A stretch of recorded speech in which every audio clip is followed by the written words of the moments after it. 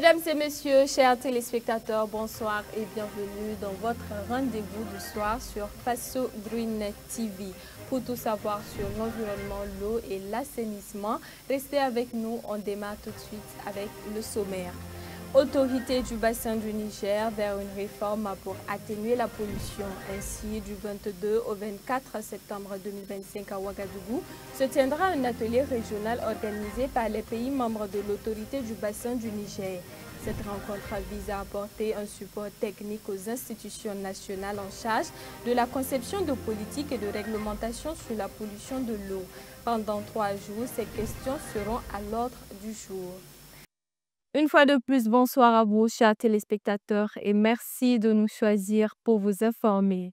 Je vous le disais à l'instant, les pays membres de l'autorité du bassin du Niger organisent un atelier régional à Ouagadougou du 22 au 24 septembre 2025.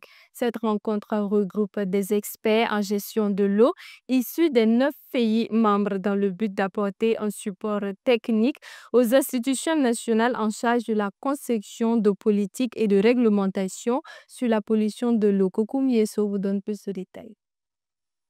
En raison des coûts énormes et des dommages environnementaux déjà causés dans le bassin du Niger, les problèmes s'aggravent au fil du temps, en grande partie dus aux activités d'exploitation minière. L'autorité du bassin du Niger exprime donc sa préoccupation face à cette situation. D'où l'organisation de cette rencontre entre experts à Ouagadougou du 22 au 24 septembre 2025.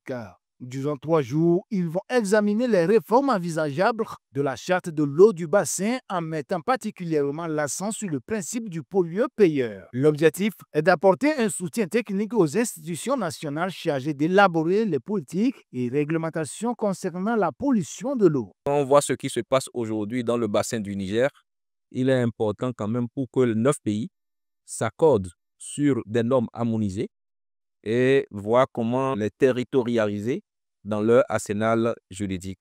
Donc, si nous sommes là, c'est suite à un long processus qui nous a permis d'avoir l'ONEDOM portant sur les normes de rejet de pollution et de voir maintenant avec les pays quelles seront les prochaines étapes qui seront déployées dans chaque pays, d'accord, avec le soutien de nos partenaires pour qu'on puisse aller vite, d'accord, vers cette intégration effective suite à la tenue de la session du Conseil des ministres que nous souhaitons vivement permettra d'adopter l'ANADOM. Au Burkina Faso, le processus est déjà en cours et cet atelier régional viendra éclairer davantage les acteurs afin d'internaliser les questions relatives à la pollution des eaux au niveau du bassin. Il faut dire qu'au Burkina Faso, en fait, c'est un processus qui a déjà commencé à travers en fait, l'adoption d'un certain nombre de tests réglementaires, notamment relatifs au prélèvement de l'eau, relatifs également à la pollution de l'eau. Donc, il faut dire que cet atelier-là, en fait, viendra à complément, étant donné que le processus n'est pas encore bouclé au niveau du Burkina Faso.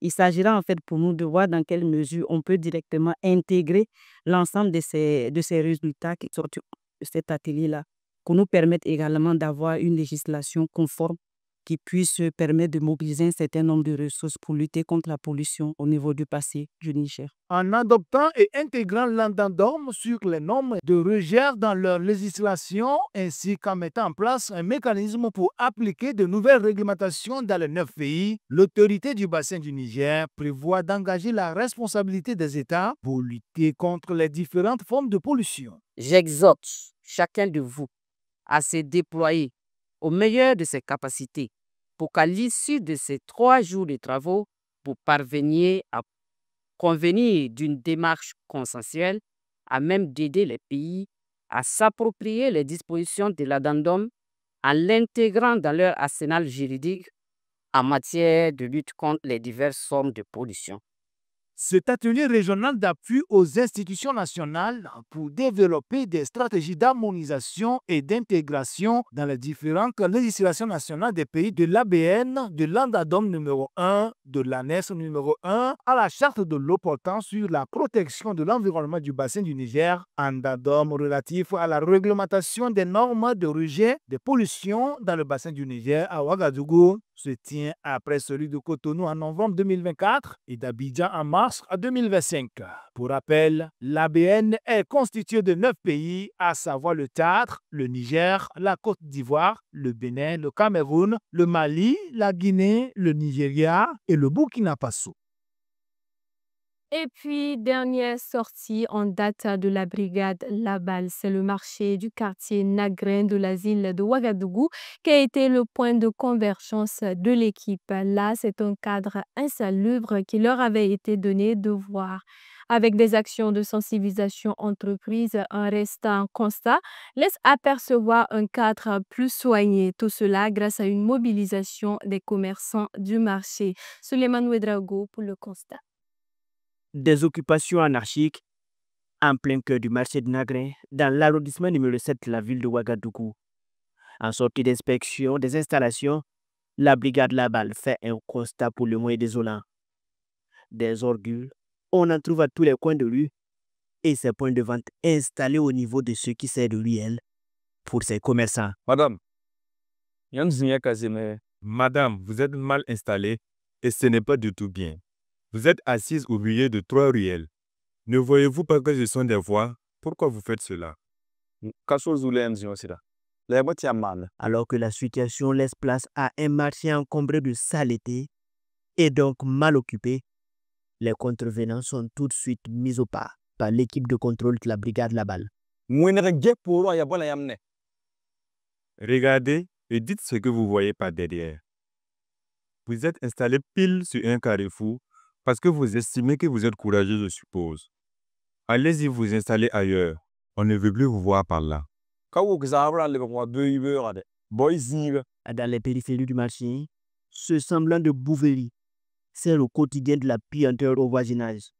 Pourtant habilité dans les zones d'exploitation agricole ou de pastoralisme, ce vieil homme élève en toute insouciance ses bêtes en zone d'habitation. Si l'activité de cet éleveur est réprochable, il n'en est pas moins pour cette dolotière dont les eaux de préparation sont déversées dans le domaine public. Si votre famille se porte bien, les voisins le sont moins. Sentez vous-même l'odeur que cela dégage. Et il y a les moustiques aussi qui transmettent le paludisme. Vous les élevez ici et en vendez forcément à vos voisins. Sans aucun acte de répression, la mission de contrôle a procédé à une simple sensibilisation des différents contrevenants. Mais le temps pourrait durcir ici au prochain passage en cas de non-respect des recommandations émises. On va faire le tour et puis revenir. Nous, on ne veut rien voir encore sur la route là. Il faut tout dégager. Est-ce que vous avez bien saisi? Deuxième jour au marché de Nagrin, les recommandations de la veille semblent avoir été prises au sérieux. Sous la supervision des agents de la brigade, les occupants des lieux participent aux travaux d'assainissement des installations. Avec à la clé des opérations de déguerpissement, voici le nouveau visage du cadre en l'espace de quelques instants de travail communautaire. Le trafic est de nouveau fluide sur cette route, autrefois encombrée. Vous voyez ces 6 mètres là. Tous les 6 mètres là étaient occupés par les femmes, les vendeurs de légumes, de tout. Donc, tous les 6 mètres étaient obstrués. Et voilà, et hier, nous sommes passés ici pour les sensibiliser, de dégager les 6 mètres. Et ce n'est pas fait pour être un marché, c'est fait pour la circulation. La venue de la brigade Labal ici me réjouit sincèrement. Il y avait du mouvement en permanence devant ma porte et les femmes en avaient fait leur marché. Donc, difficile de sortir et difficile d'entrer. De l'autre côté, un camion avait percuté un poteau électrique l'autre jour. Mais c'était soit ça au marché sur les fagnes. Une belle victoire à inscrire au titre des résultats engrangés dans le cadre de la lutte contre l'insalubrité urbaine. Une satisfaction partagée entre la brigade Labal et les habitants qui retrouvent enfin le plaisir de vivre dans un cadre sain. Et puis, sous la direction du ministère en charge des ressources animales et halieutiques, des réformes ont été réalisées afin d'améliorer la surveillance du secteur. De plus, un lot de matériel a été remis à l'Alliance nationale pour la fortification des aliments pour accroître sa capacité. Plus de précisions dans ce tour d'horizon signé Kokou Nisse. Lors d'une rencontre tenue avec les médias, le directeur général des services vétérinaires a annoncé la fermeture imminente de plusieurs établissements ne respectant pas les normes relatives aux aliments pour animaux et aux produits laitiers. Cette décision fait suite à une série de contrôles rigoureux menés au cours des derniers mois, relevant des manquements préoccupants pouvant mettre en danger la qualité des produits et la santé publique. Selon le directeur général de la DGSV, ces fermetures visent à garantir la sécurité alimentaire et à promouvoir une production conforme aux standards nationaux et internationaux. Les propriétaires concernés sont invités à régulariser leur situation dans les plus brefs délais sous peine de sanctions sévères. Cette mesure s'inscrit dans un effort global pour renforcer la traçabilité et la qualité dans les filières animales, enjeu clé pour la compétitivité du secteur. Toujours dans le département de l'agriculture, le comité de pilotage du projet de petite irrigation dans le Grand Ouest et la région de l'Est a tenu une session extraordinaire en lien avec l'offensive agropastorale et halieutique 2023-2025. Lors de cette rencontre, le comité a examiné le rapport sur la situation actuelle du projet, a approuvé le plan de travail et le budget annuel révisé, le plan de passation des marchés pour l'année 2025 et a validé le rapport de restitution du projet. Les participants ont évalué les avancées accomplies, ont identifié les défis à relever et se sont entendus pour renforcer la coordination entre les intervenants locaux et nationaux. L'objectif visé est d'assurer un impact durable sur la sécurité alimentaire et les revenus des populations rurales en leur donnant accès à l'eau pour l'agriculture. Ce projet s'inscrit parfaitement dans la stratégie nationale d'adaptation au changement climatique et de promotion du développement rural durable. Au ministère de la Santé, dans le cadre de la lutte renforcée contre la malnutrition, l'Alliance nationale pour la fortification des aliments a reçu un important lot de matériel d'informatique et de laboratoire d'une valeur estimée à 120 millions de francs CFA. Ce don a été offert par la coopérative allemande à travers le projet PAHZZ et par l'ONG Hélène Keller International. L'objectif de ce don est de renforcer les capacités techniques et opérationnelles de l'ANF et de ses partenaires en matière de suivi et de contrôle de la qualité des aliments fortifiés. Cette initiative est une avancée significative pour l'ANF qui voit ainsi ses capacités opérationnelles renforcées en vue d'atteindre les objectifs fixés pour l'année 2025. Voici ce qui referme ce journal, chers téléspectateurs. Merci de nous avoir suivis et rendez-vous demain pour une nouvelle session d'information sur Faso Greennet TV. L'information continue sur www.fasogreen.tv.net. Au revoir.